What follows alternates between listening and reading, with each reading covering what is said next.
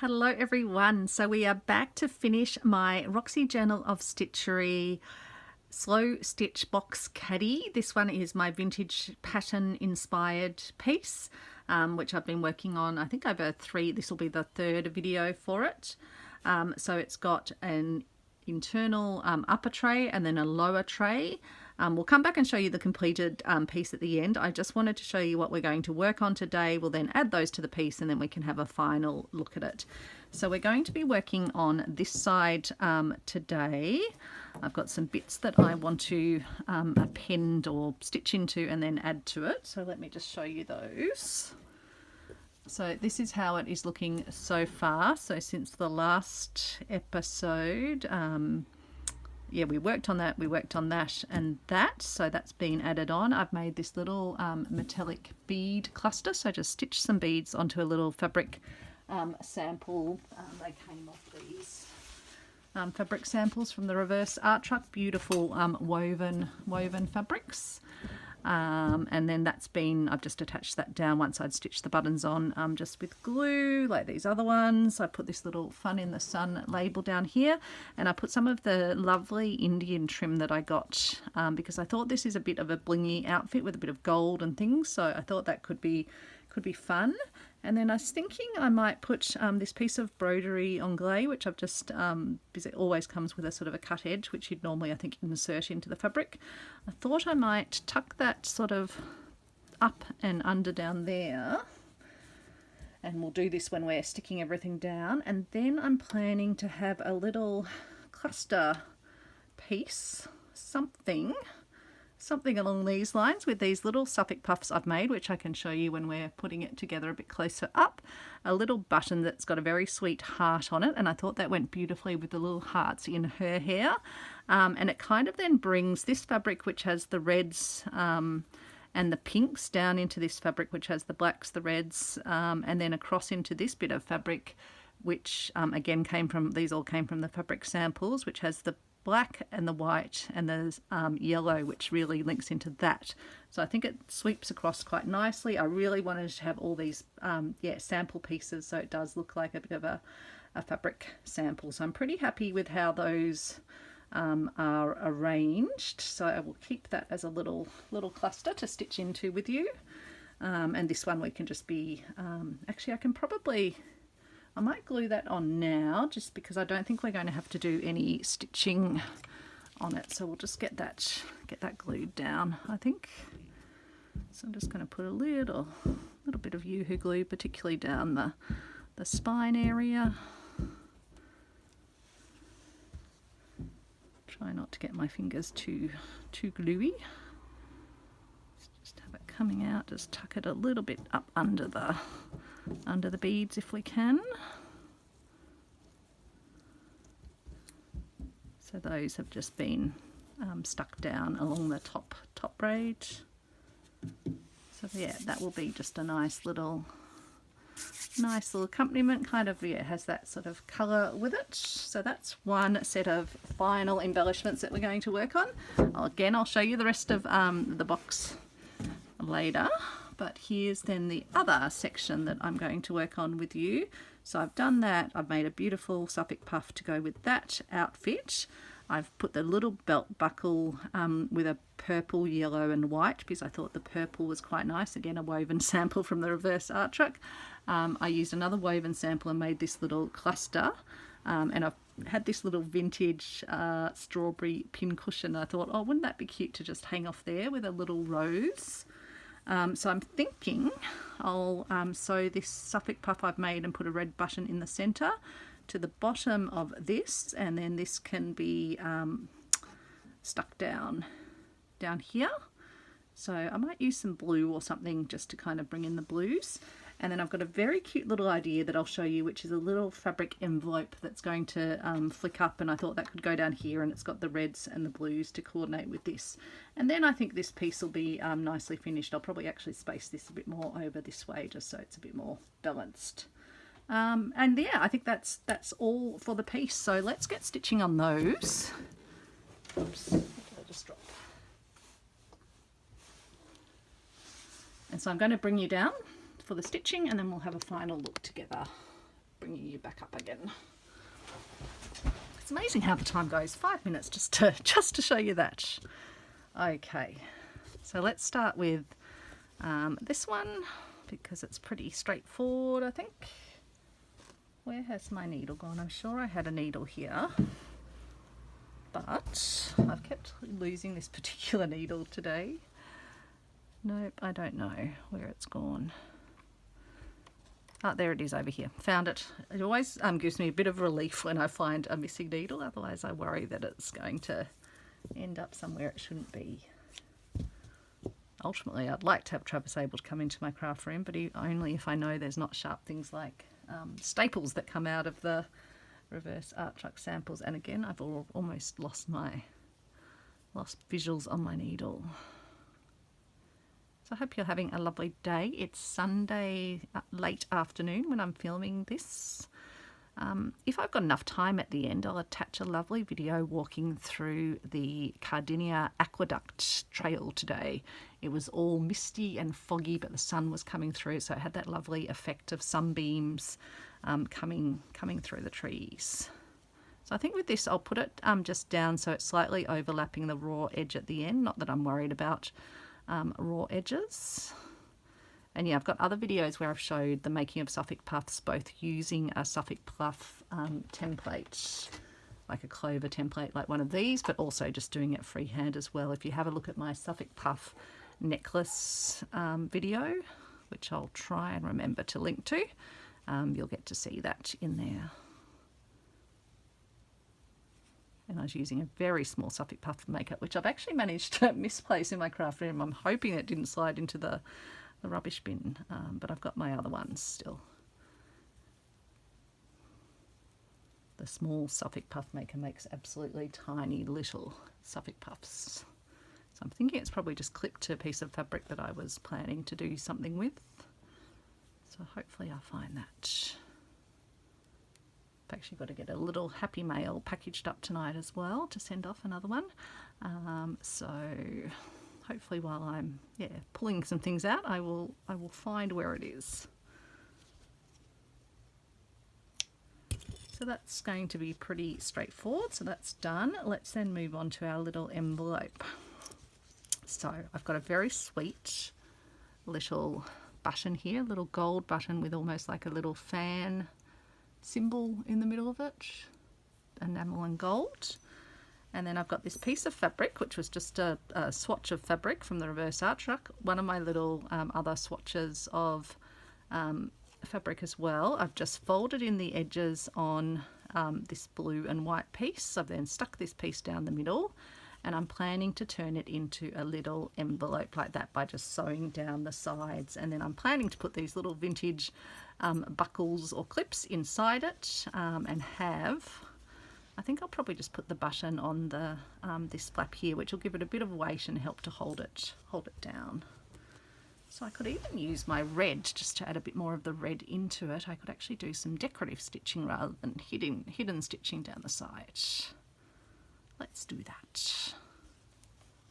Such fun, thinking of these different coordinating designs to do. So I might come down this side, and then I can always go across the bottom and come back up. That might be the way to go. So I'll just pop through. I'll cut off my tail so it's not poking out. I could have secreted it in one of the seams, but this will kind of have the effect anyway. I'll just start off with a extra little stitch at the top. Hopefully I didn't just pull no, I didn't pull it out, did I? So I'm just going to work my way down. And I suppose we won't really see this when it's closed, but it'll be just a nice little feature. When you open it up, you'll just see a little decorative red stitching. But I could have used white or blue as well. But if you have some leftover thread, may as well use it, because my ort jar is near to overflowing, so it might be time again to, I don't know, do I do some more ort beads, which I do love. Who knows, I might actually have to dangle some little ort beads off this basket as well, but probably not in this video. So yeah, I'll do some across the bottom because that way we will be able to see those.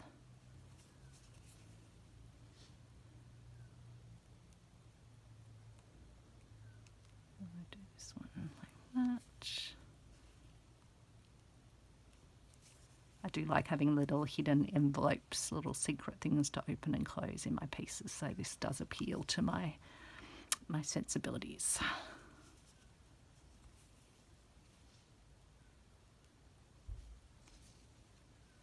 Watching a lovely video last night from my mate Martha, working on her Stitch the Season and her texture pieces. She's used her ink tents, which I gifted her as a little early birthday present. It's now been her birthday. Happy birthday, Martha.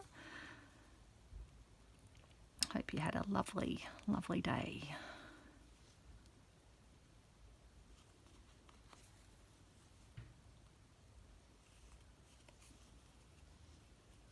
It's always fun seeing others using products that you like and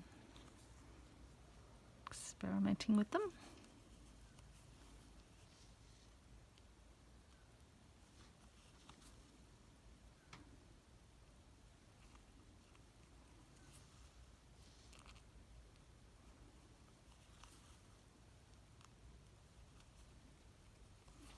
So this fabric has little sort of flowers printed on it and then these little cutouts as well in it. So it's an interesting little sample fabric.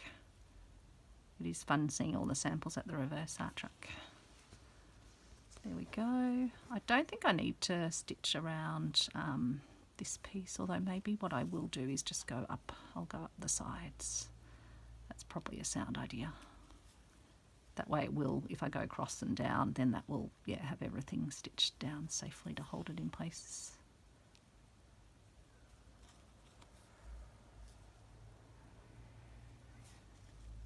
Probably should be looking at the front to see that I'm getting it lined up. In fact, that last little stitch was a bit bodgy. So I'll just take it back one.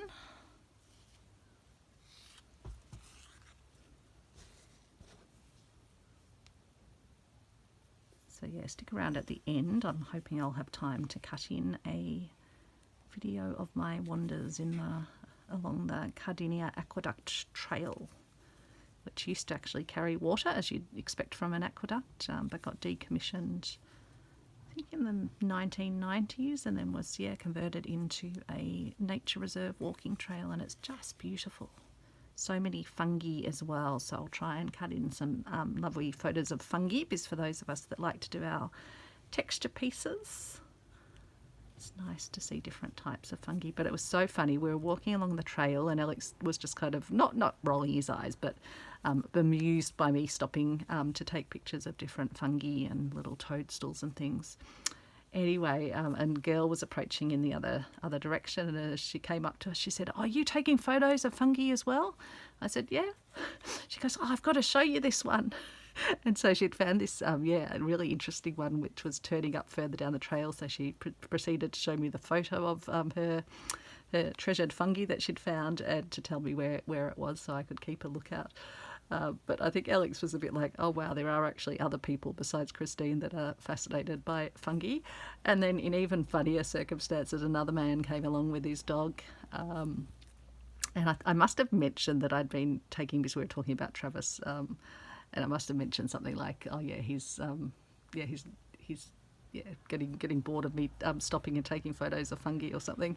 And he said, "Oh, I love fungi too." He said, "There's a really good walk," and he proceeded to tell us of another place with a waterfall where you can find all this fungi. So I told Alex that we must be on the fungi fanciers walk, and I came up with a little group that we could form up as the what was it? The Fungi Fanciers Fun Day Sunday group.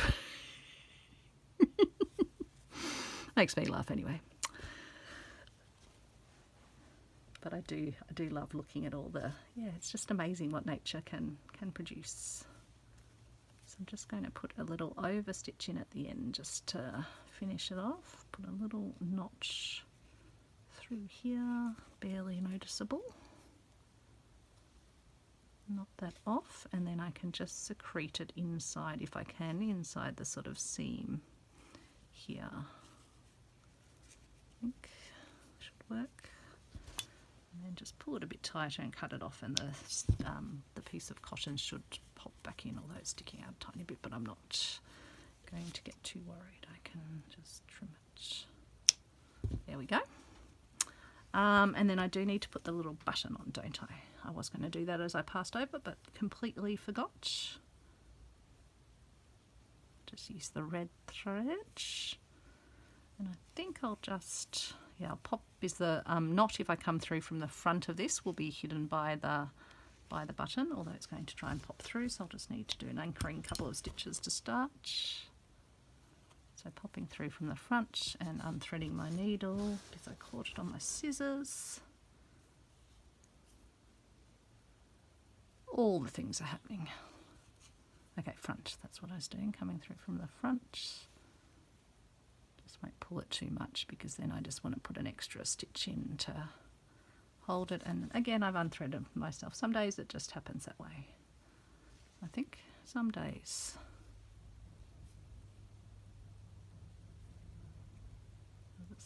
Go back in and out, which just is like a little back stitch to hold it in place, and then we'll pop through our little button, and then we'll just anchor that into the fabric.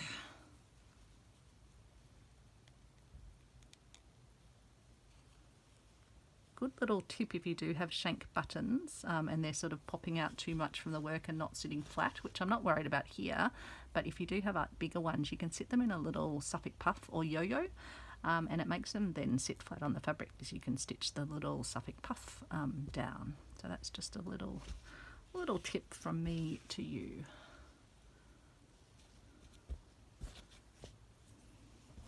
I might just bring you back a bit over this way just so I'm hopefully not going to go off camera.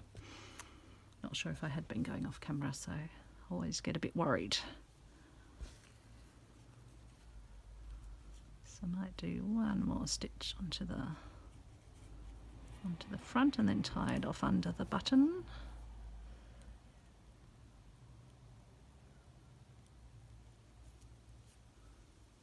There we go.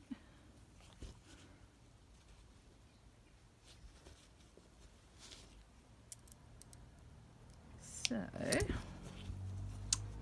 that will then just sit down like that, and the button will give it a bit of weight, I think. I can always put a little thread on the bottom here and wrap it around the button if needed, but I'll just pop my little buckles in there as well, and then that will just yeah, sit down on the piece, but still be openable, which I think is very, very cute. Probably should have actually, but I can always do this after the fact, put a little bit of stitching along the front as well, just to hold these little flaps out of the way, but I don't think it's a problem. So that will be for that, and then let's sew our little cluster here together. So I'll show you what I've done. So actually I'll just take these ones off, take everything off, and we might get these two pieces sewn together first. So something like this. I think I'll just move this a smidge back, and then I'll just clip that. So get rid of that bit of thread. Probably doesn't matter what thread I use. I might use a black because the black's the common thread colour between the two pieces. Let's get plenty of thread because then I can use it for the buttons too.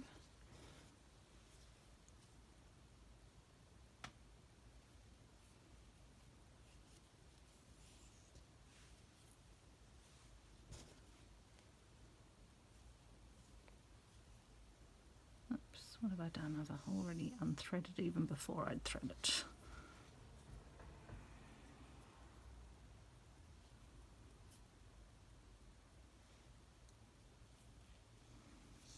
I think because the chenille needles have quite a large eye, it can just sometimes be a bit tricky. It's a bit slippy with the cotton.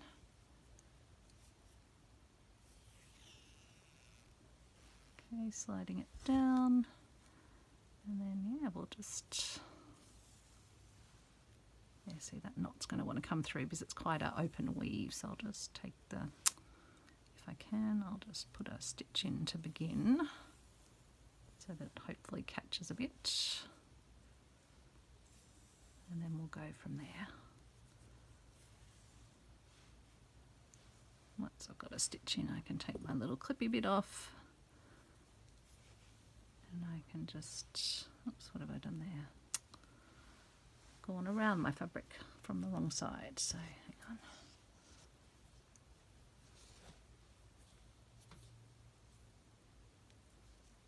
If there's misadventure to be had, my needle and thread seem to want to have it.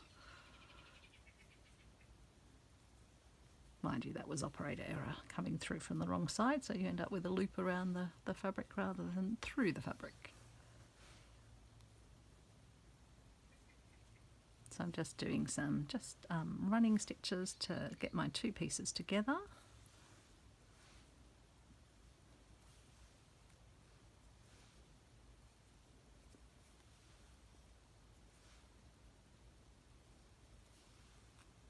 And then we can attach our little yellow one here, I think.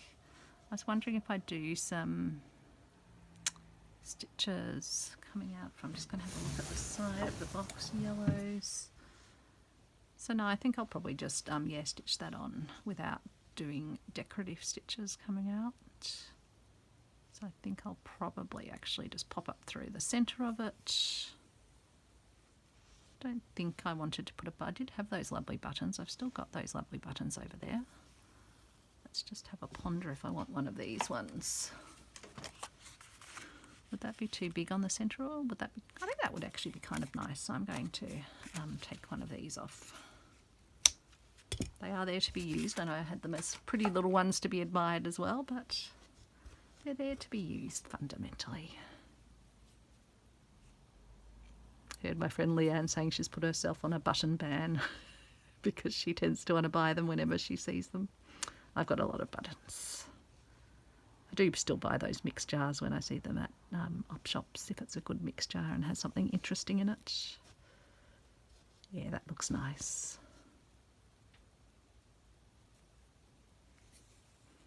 And the black just draws it in with its background as well. So just need a few stitches through. I just like to probably put about 3 in the centre. Gives you a nice thickness of thread. Sort of looks purposeful rather than accidental in a way. Okay, so that's going to be there. So now then I need to travel my needle back, so I'll just stitch through another bit of the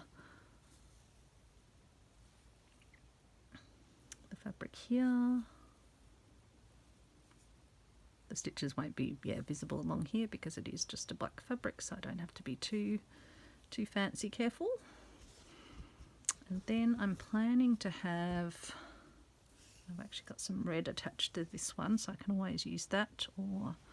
And so what I did with this one, I had some old corduroy, which I think came in a bag I got with, I think actually some buttons, very vintage buttons. And then I had a little, in fact I haven't attached this yet, a little tassel. I think these ones just came in a pack from Kmart, but I thought I could put that in like one of those little lovely little fluffy bits that Judu, Rachel and Sarah's mum do. I thought that would be fabulous. So I might, I'll just take my needle off the black thread, I'll get this one stitched and then we can stitch that down. So I thought I'll show you a few interesting different things that I'm adding to it and then give you some ideas if you are wanting to do this sort of a style thing or do some of these little embellishments like for a journal cover or some other project. Just ways you can improvise with little things you find. I basically got my jar of mixed assorted, just one of my many collections of mixed assorted things that I keep by the desk to grab from, and just tipped it out on the table and went, oh, that would be good, that would be good. And that's how they ended up here. I'm sure as time goes on I'll probably add other things to these little, to the decoration of this piece, because it's a nice little piece to keep little records of things that go with the patterns, the vintage patterns.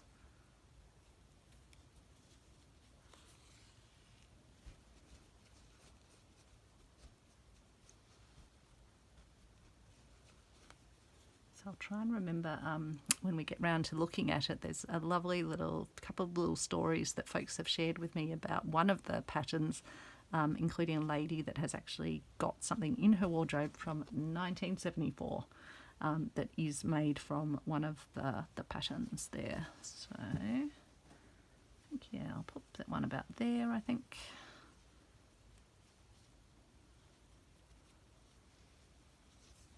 Just using the thread and just stitching back up through the Suffolk puff and through the tassel.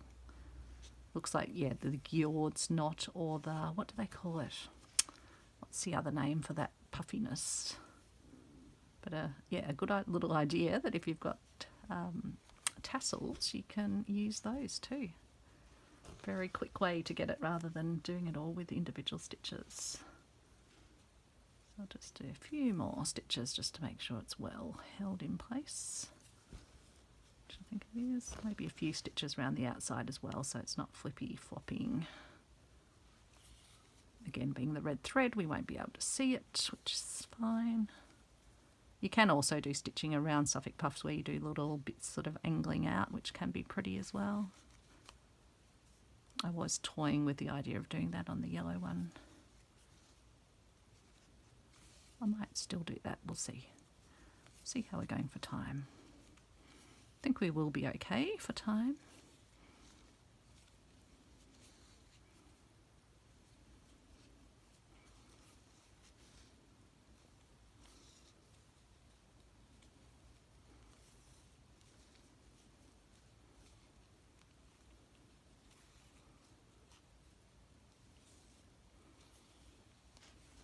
So we've gone all around there, so I'm pretty happy that's anchored now. So I can stitch that off, put a little knot in, and then I guess I could use the red actually for the other little button that I'm going to put down here. Oh, and I also, hang on, no, I had this button as well, didn't I? So I'm going to put that at the end. I think I had that slightly differently, but maybe, do I put this one on here then? Because normally I'd have just 3 buttons, wouldn't I?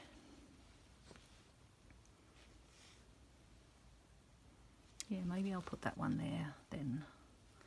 And so something you can do with these buttons which have a shank is you can nestle them in through if you've got a woven fabric like this, so you can actually get the shank to come out the back of them. So I'm going to pass my thread over to where I want it to be, my needle.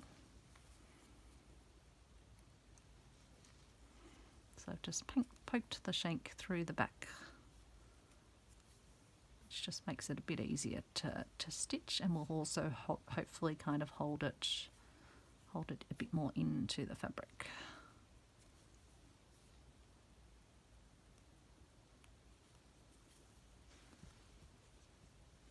Quite nice.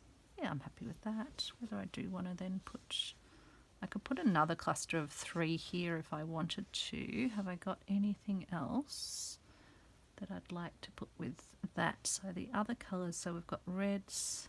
No, I think I'll just leave it like that. I think I'm happy actually with that. I'm not going to go overboard. We'll keep that one for another time.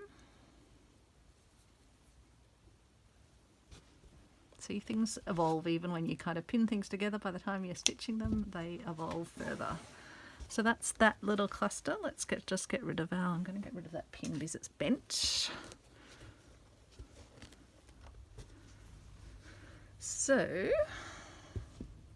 and yeah, do I want to, maybe we will we do some yellow crochet thread coming out from the center of our, so that might be nice just to sort of fill in that space and bring a bit more yellow in, which the piece has on it. Oh, there's a piece already cut and removed. So it just gives you another technique for how you can work with Suffolk puffs and add other embellishments.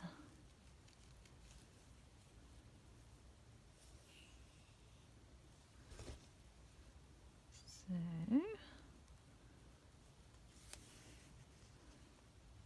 what I might do is just do some little radiating out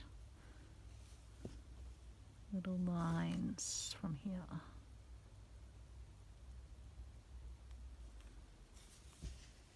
It's a bit hard because the fabric is a woven fabric, so it's a little bit loose at times.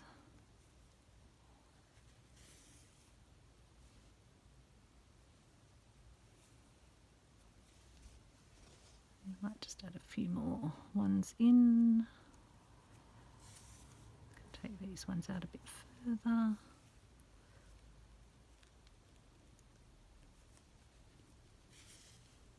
Just about adding little details, I think.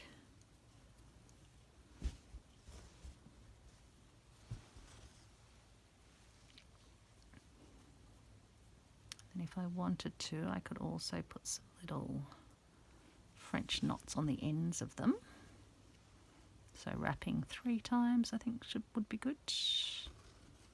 Holding the thread and then pulling through, and you get a little knot, little flower, a little bud. It's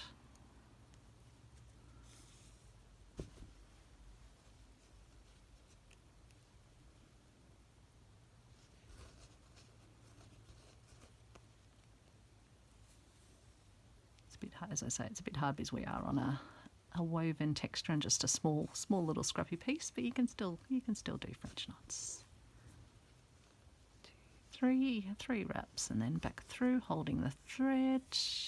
Otherwise you get more loopy French knots, which can be the effect you want. In fact, I was doing some around the little flowers that I'll show you when I give you an overview of how the pieces ended up shortly.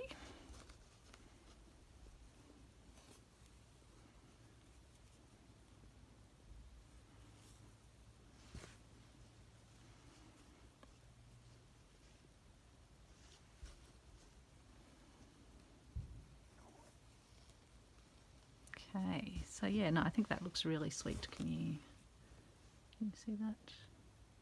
Just adds a bit of interest. Let's come back here and put some knots in to hold that in place.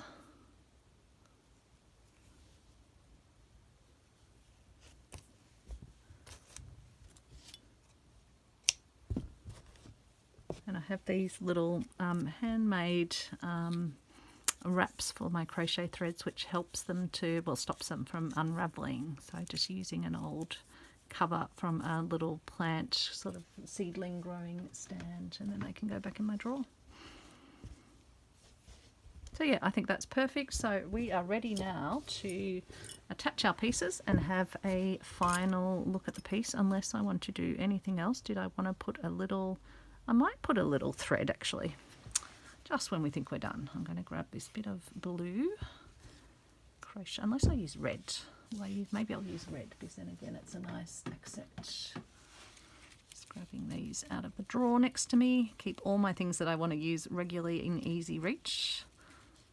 So I have the little plastic drawers full of them. See, this one is so well wrapped and attached that I can't actually find the end of it. I'm going to have to slide it off. Because I just can't find the end. And you could be here all night watching. This one looks like I haven't ever even used this vintage one. Doesn't look like it's even been unwrapped. No, that doesn't come unwrapped there. Might have to get another one if I can't actually work out where it unwraps from. Is it there? Sorry, I might just grab a needle and see if it's that little one that's running up here. Ah yes, pick the right one. Hit the jackpot. So I won't need too much thread. And again, I have already misplaced where I've got that needle, the big needle, but I was hoping to find where I had my little needle, unless I put it back. Did I put it in the... I don't know. The things I do.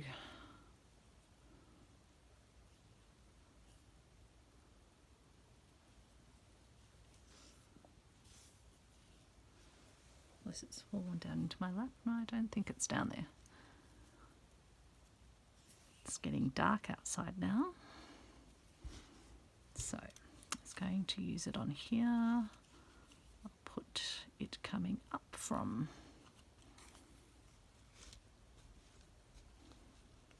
Actually, I'll just go back through it there. Cut the endy bit off.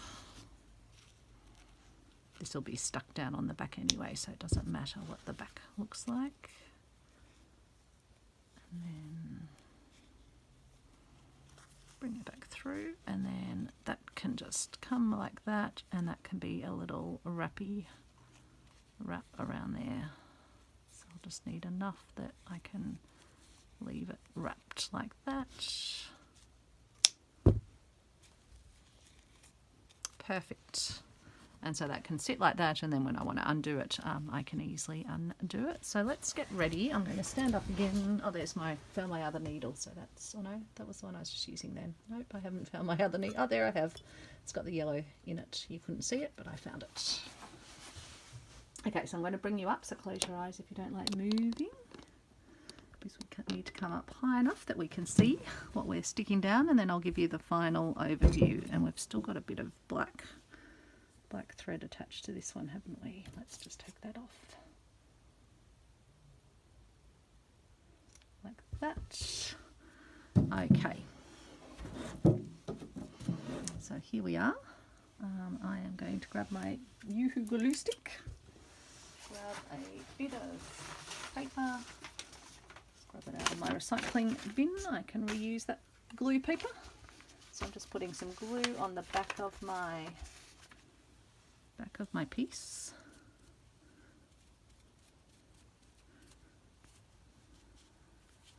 If you're in a hot climate, you might want to keep your Yoo-hoo glue in the fridge. Definitely helps it. And then I'm going to just position it so it's just about like that. I think will be nice. And I think that looks fabulous. I'm really glad I did those little detail bits. I love how this now links into this bit over here, and then it kind of integrates all the pieces together. So I'm pretty happy with it, how this side is looking. Okay, so then let's continue over to here and just try and get it all in view, almost all in view. So we're going to stick this one on. So I'll start down this end, and then I'll give you a full overview of it all. So I want my little Suffolk puff to be down here, and then bring it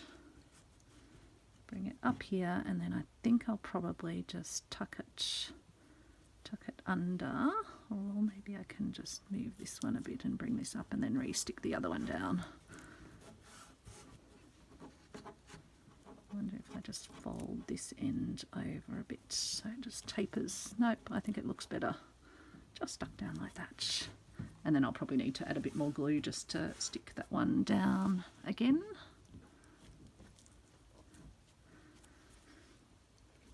Okay, and then we need to stick down our little envelope down the bottom. Probably should take the little buckles out of it, but I think it'll still stick down fine. So I think I'll put that between the two just so it kind of gives something interesting in this bottom area. Let's just get a good press. I might just slip those out for just the moment, just while I get it stuck down firmly. So I can just put my little wrap around, sorry, so you can see. So this will just wrap like this. I've probably got way too much thread on it, but that's okay. At least it gives it enough wraps, hopefully, to hold it in place. Like that. Maybe one more wrap. Could have also done it as a little loop, but I think that will work okay. Like that. Okay, so let's give you the overview of each of the sides. I'll bring you up even one more little smidgeroo so that hopefully you can see everything. So this is our lovely piece down here. I could always put something down there, but I think I'll leave those as spaces for if I found something absolutely perfect for it. I don't think I've got anything in my little haberdashery bits to the side. I am just going to put the lid on my glue if I can see the lid of my glue. I can't see the lid of my glue. Why is that? Why is that? Oh, there we go. It was hiding under the paper. So yeah, really, really happy with this. Happy with the Suffolk puff. It's got a little button in it. I've got my belt and I just did some stitches either side and then just left the raw edges because I quite like those tassely little bits. And then that's stuck down. This one we worked on together, so you know how that is, and that's just from an old cuff of a block printed piece that I got in India. Used that same fabric across there and there that I used for the Suffolk puff, and then as I mentioned I made a Suffolk puff using quite a thick woven fabric similar to the ones I'd been using down here, and then put a little rose that I had in it already and put this little strawberry pin cushion down there. And I quite like that I did this purposely on the corner because it goes with both sides. And then we come into our lovely 60s looking girls, I think, or 60s I think. And with the little pieces, so I think this has really added to it. It was looking a bit plain just with these ones, and I really like these buttons that I've put up top on a piece of fabric. It's getting quite dark outside, so apologies if the lighting's not absolutely perfect. I might just tap you and see if that makes it. I've still left bits of the, because remember we put the pattern fabric under first and then put the pattern designs onto the top, so you can still see the pattern fabric through it, but there's obviously a lot on each of the sides. We've got the trim there, we've got the handle with the Suffolk puffs on it. Now this one is the one that has a bit of a story. So the lovely Rosemary, who is a commenter on my videos, left a comment that she had 3 bridesmaids dresses. She was chief bridesmaid back in 1974, and it was the middle pattern. So this pattern here was the bridesmaids dresses, and the dress that she has still in her wardrobe from when she was chief bridesmaid in 1974 is a floral blue and teal tones. So how amazing that someone watching saw the dress, not only that they had at a wedding, but that they've still actually got in their wardrobe. So that was incredible. And also for Martha, my good friend, she mentioned that it brought back memories of the maxi dresses that she wore, including when she was crowned prom queen. And then she ended up wearing that same dress for her wedding as well. So I'm just so happy that, this piece, as I think I mentioned to Rosemary, it's like it's now being wrapped in additional memories and it's becoming even more special to me. So I've made this very floral, very pretty, very soft. I used some vintage little like silk flowers I had, some more modern little rosebuds, some little papery fabric flowers, some tiny little cutouts of little flowers I think I had from a doily that were just sitting in my jar of goodies, a little bit of multicoloured lace. This one I think I spoke about yesterday, or did we work on? I can't remember. No, I think we just spoke about it. So just a sample of the green, and then a beautiful vintage flattened paper roll of cotton.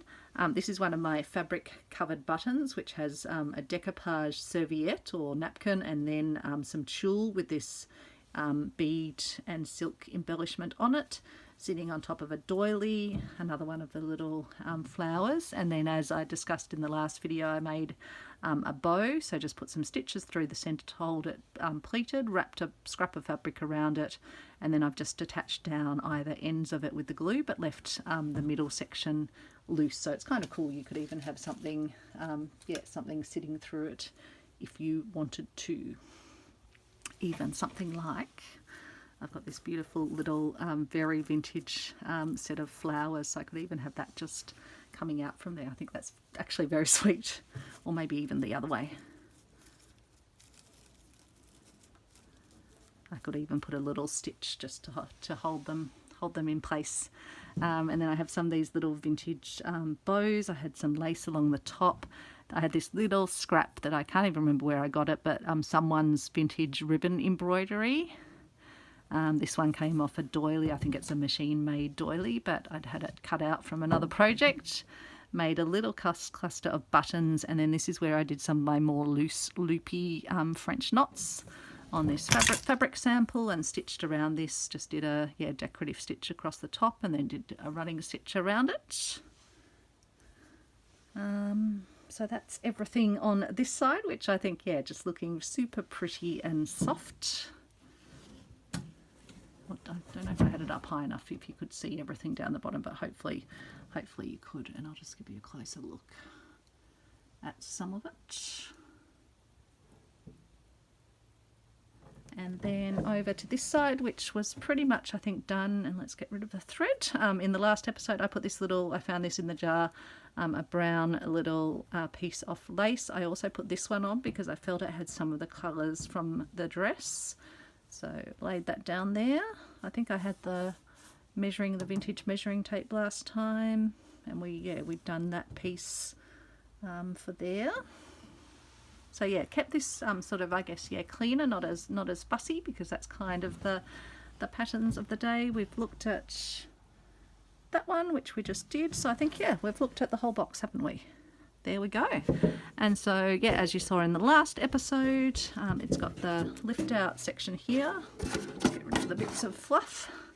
And then it's got the bottom section in here with these these beautiful fabrics, and using the patterns from the vintage patterns, the sort of instructions, etc. And so this one's fully covered. Got a couple of little threads coming off. I can just cut those off or pull those off.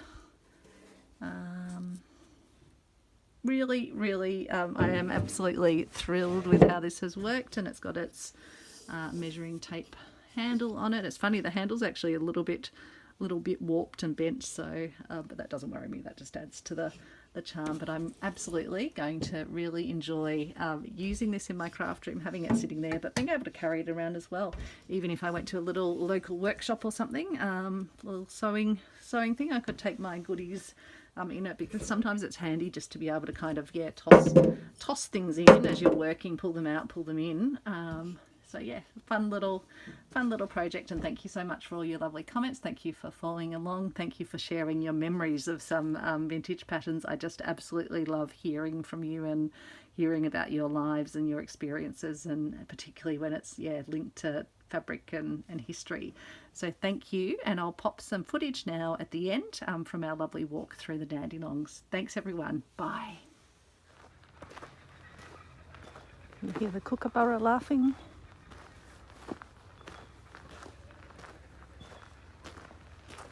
Quite misty still this morning, even though the sun's trying to shine through. We're on a little walk with Travis and Alex.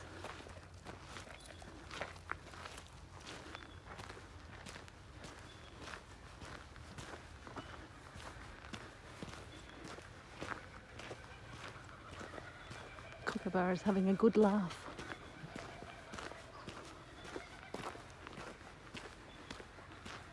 So beautiful with the mist coming through the trees.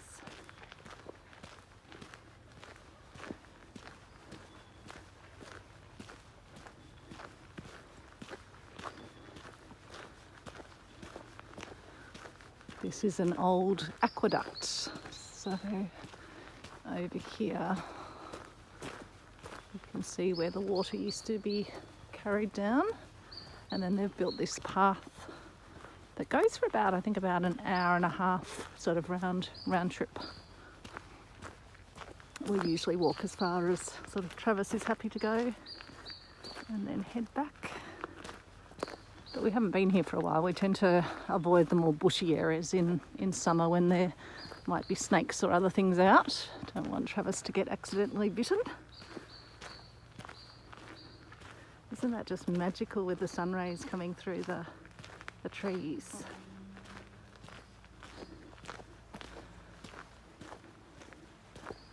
So glorious.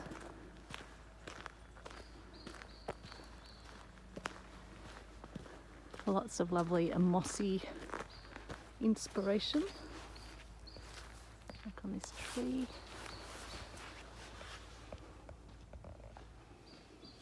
lots of inspiration for our texture pieces, the lichens, even just on a post. Oh, look at that, just glorious.